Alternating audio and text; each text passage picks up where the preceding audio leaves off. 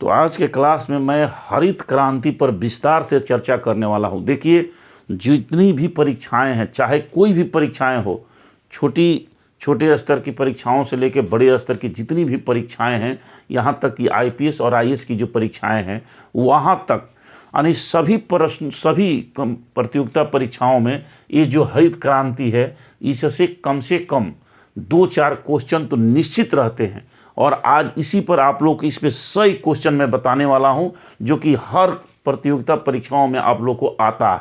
कहीं ना कहीं से इससे जरूर 1-2 प्रश्न जो है पूछे जाते हैं।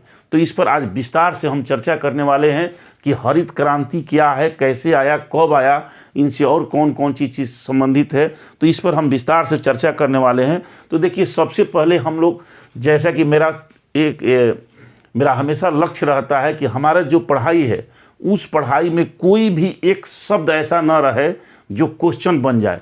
तो देखिए, सबसे पहले आप लोगों को शब्द समझिए, हरित क्रांति। इसमें 2 शब्द है। हरित माने हरा, आप समझ रहे हैं कि हरित मीन्स हरा हो गया, और क्रांति, कोई कहेगा क्रांति मच गया, क्रांति मीन्स क्या? तो क्रांति का मतलब होता है किसी क्षेत्र में बहुत अधिक वृद्धि। मतलब पढ़ाई के क्षेत्र में, शिक्षा के क्षेत्र में क्रांति मच गया, इसका मतलब शिक्षा के क्षेत्र में बहुत अधिक वृद्धि हुआ।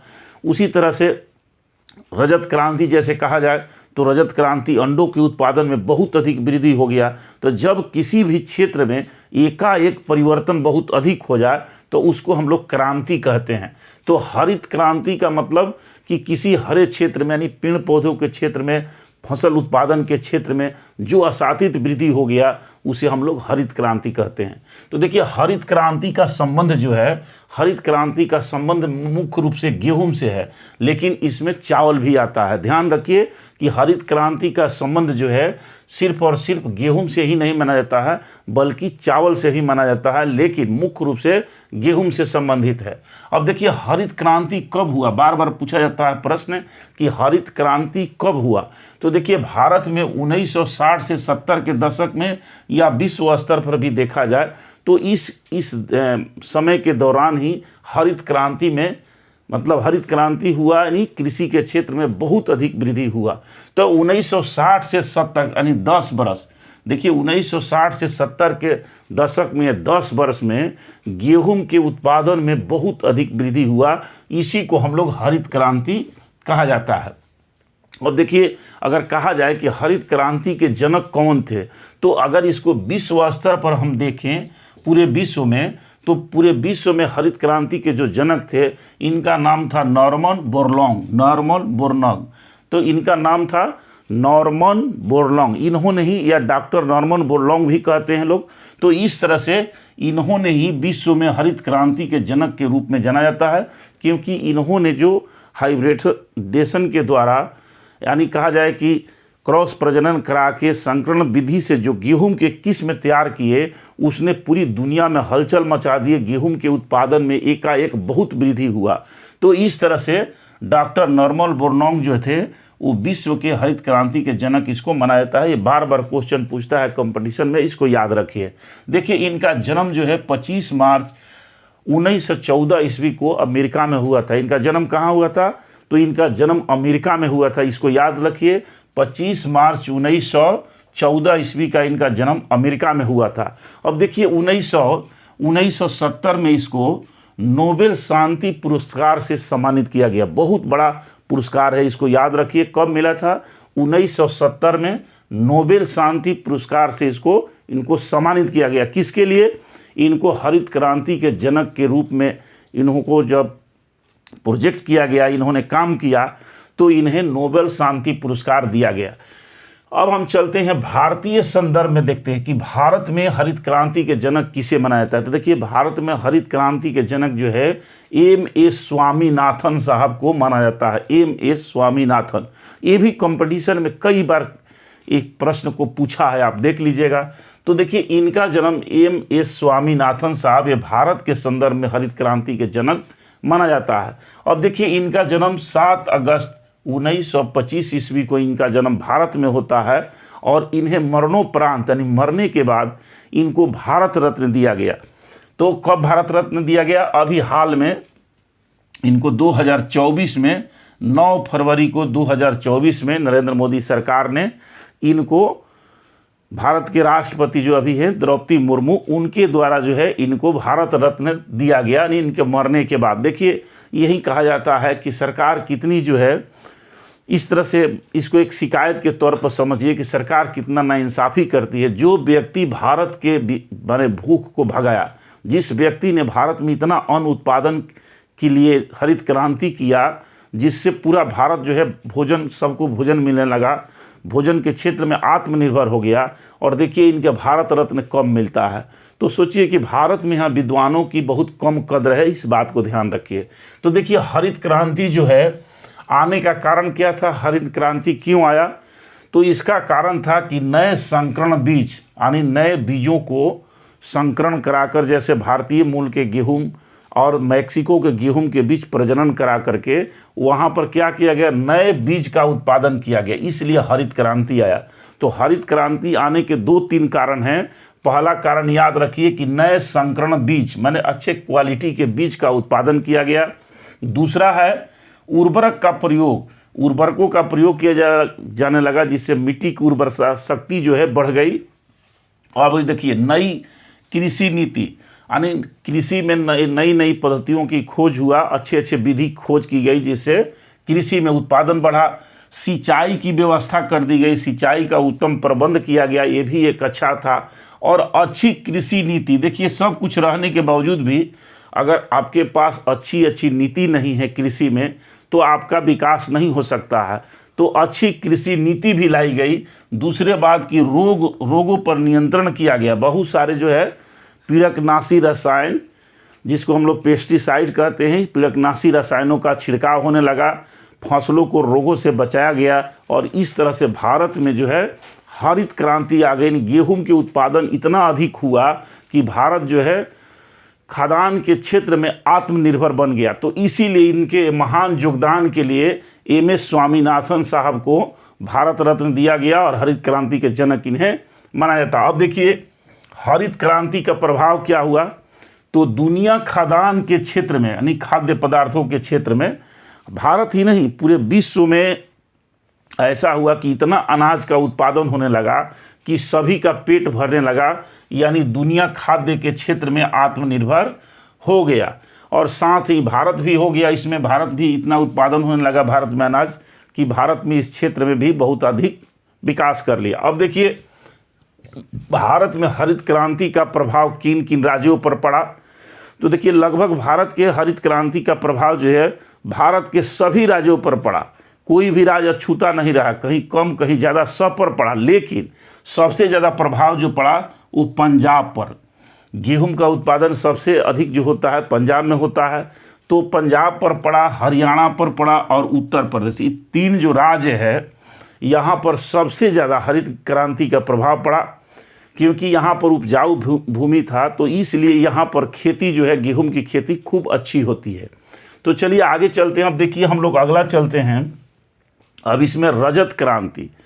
तो रजत क्रांति से क्या समझते हैं, या रजत क्रांति किससे संबंधित है, तो देखिए रजत क्रांति जो है इसमें श्वेत क्रांति है, नीचे लिखा गया है। तो रजत क्रांति में अंडा का उत्पादन, जैसे कि मैंने बताया कि रजत क्रांति में अंडा का उत्पादन हुआ। अब देखिए अंडा का उत्पादन, अंडे के उत्पादन में बहुत अधिक वृद्धि होने लगा, तो इसको हम लोग रजत क्रांति नाम दिए। और अभी एक में बहुत बढ़िया इसमें जीके का क्वेश्चन है कि पूरे विश्व में सबसे ज़्यादा अंडा का उत्पादन कहाँ होता है, तो चीन में। सबसे ज़्यादा विश्व में अंडा का उत्पादन कहाँ होता है, चीन में। और दूसरा स्थान अंडे के उत्पादन में किसे है, तो भारत का, मतलब भारत दूसरे स्थान पर है।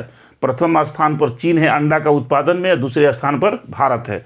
अब देखिए इसमें श्वेत क्रांति, तो श्वेत क्रांति जो है दूध के उत्पादन से संबंधित है। दूध के उत्पादन में भी बहुत अधिक वृद्धि हुआ। फसलों के बाद क्या किया गया कि दूध के उत्पादन के लिए भी, मतलब सामान्य नस्ल के गाय भैंसों का क्रॉस प्रजनन जो है दूसरे देशों के जानवरों से कराया गया, जिससे क्या हुआ कि दूध में बहुत अत्यधिक वृद्धि हुआ। जो हमारे साधारण गाय, जो हमारी देहाती गाय बहुत कम दूध देती थी, 2 किलो 4 किलो दूध देती थी, उसके स्थान पर ये जर्सी साहिवाल जो गाय हैं वो 20-20 लीटर 25-25 लीटर ही दूध देने लगी। तो इसलिए दूध के क्षेत्र में भी क्रांति आ गया। तो इसको हम लोग श्वेत क्रांति कहते हैं दूध के उत्पादन में। अब देखिए पूरे विश्व में सबसे ज़्यादा दूध का उत्पादन कौन करता है? भारत। याद रखिए, पूरे विश्व में दूध का अधिक उत्पादन कौन करता है? भारत करता है। दूसरा स्थान पर कौन है? दूसरा स्थान पर है अमेरिका। चलिए इसके बाद हम चलते हैं, तो देखिए नीली क्रांति। नीली क्रांति का संबंध मछली उत्पादन से है। नीली क्रांति यानी इसका संबंध मछली उत्पादन से है, और पूरे विश्व में जो है मछली का उत्पादन सबसे अधिक कौन करता है?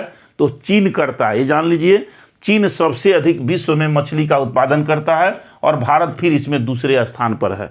इसके बाद चलते हैं पीली क्रांति। तो देखिए पीली क्रांति जो है वो तेलहन से संबंधित है, तेलहन के उत्पादन से संबंधित है, और इसमें मुख्य रूप से जैसे सरसों है, सूरजमुखी है, ये सभी चीज़ें हैं, सोयाबीन है। तो देखिए ये जो है तेलहन का सबसे ज़्यादा उत्पादन जो है अमेरिका करता है, यानी तेल का सप्लाई जो है सबसे ज़्यादा अमेरिका करता है।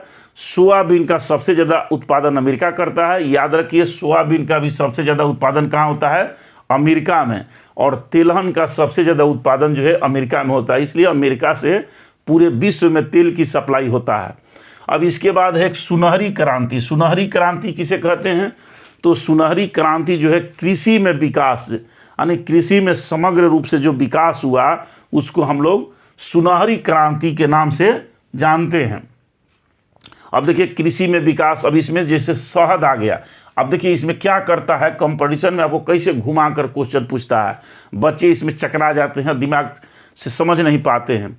तो देखिए इसमें शहद के उत्पादन भी आता है। अब कह देगा कि शहद का उत्पादन जो है किस क्रांति से संबंधित है, तो आप याद रखिए सुनहरी क्रांति। देखिए कैसे घुमा के क्वेश्चन पूछेगा, आप वो पूछ देगा कि बागानी खेती किस क्रांति से संबंधित है, तो आपको लिखना पड़ेगा सुनहरी क्रांति। अब इसी तरह से पूछ देता है कि फल का उत्पादन किस क्रांति से संबंधित है, तो वो भी आपको लिखना पड़ेगा सुनहरी क्रांति, मतलब कृषि से संबंधित पूछेगा। तो देखिए अब इसमें देखिए, अब इसमें है कृषि का विकास। सबसे ज़्यादा पूरे विश्व में, वर्ल्ड में सबसे ज़्यादा खेती कहाँ होता है? चीन में। कहाँ होता है? चीन में। याद रखिए पूरे विश्व में सबसे ज़्यादा खेती जो है वो कहाँ होता है? चीन में होता है। और दूसरा स्थान कौन है? दूसरा स्थान पर भारत है, यानी दूसरे स्थान पर भारत है। अब देखिए गोल क्रांति। गोल में सब समझते हैं, आदमी कहता है कि खा के आलू जैसा गोल हो गया है, तो इसको याद रखिए, गोल माने आलू।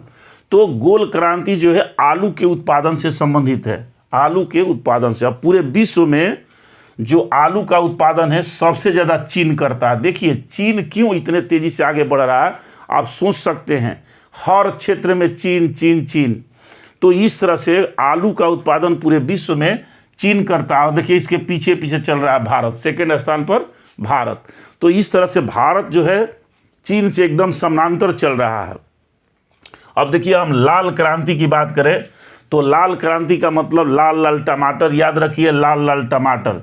तो लाल क्रांति जो है टमाटर से संबंधित है, और पूरे विश्व में सबसे अधिक टमाटर का उत्पादन कहाँ होता है? चीन में। पूरे विश्व में सबसे अधिक टमाटर का उत्पादन कहाँ होता है? चीन में। दूसरा स्थान पर भारत है। अगला हम चलते हैं, तो आप देखिए इसमें गुलाबी क्रांति। तो गुलाबी क्रांति में जो है ये झींगा मछली के उत्पादन से संबंधित है। झींगा मछली आप जानते हैं, तो झींगा मछली जो है इससे संबंधित है गुलाबी क्रांति। अब देखिए सबसे ज़्यादा पूरे विश्व में सबसे ज़्यादा जो है वो झींगा कहाँ पाले जाते हैं या कहाँ पाए जाते हैं? तो भारत में। याद रखिए भारत में, पूरा झींगा मछली जो है सबसे ज़्यादा वर्ल्ड में भारत में होता है।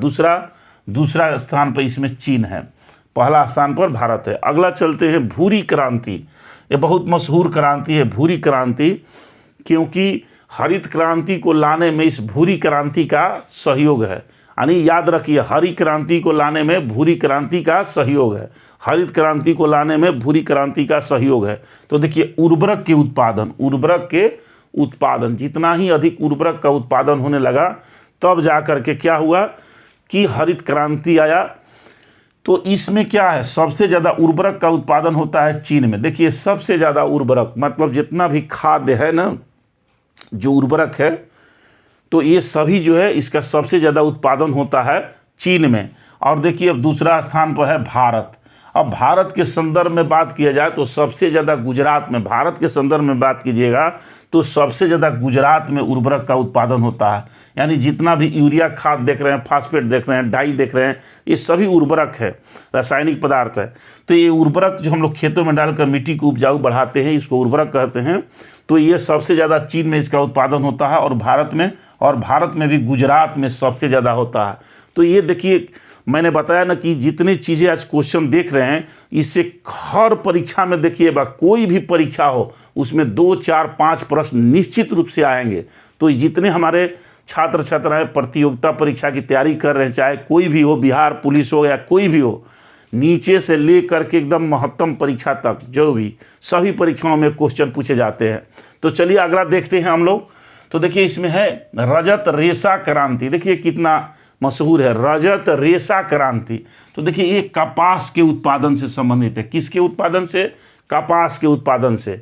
उसके बाद स्वर्ण रेशा क्रांति। स्वर्ण माने सोना, याद रखिए, स्वर्ण रेशा क्रांति। तो ये जूट के उत्पादन से संबंधित है, जिससे बोरा बनाए जाते हैं, जूट। अगला क्रांति हम लोग का है, इसको कहते हैं बादामी क्रांति। तो बादामी क्रांति में आप देख रहे हैं कि मसाले के उत्पादन में, बादामी क्रांति माने मसाले के उत्पादन में असातित वृद्धि को बादामी क्रांति कहा जाता है। अब देखिए हरित सोना क्रांति। हरित माने हरा सोना। तो हरा सोना किसको कहा जाता है? हरा सोना बांस को कहा जाता है। किसको कहा जाता है?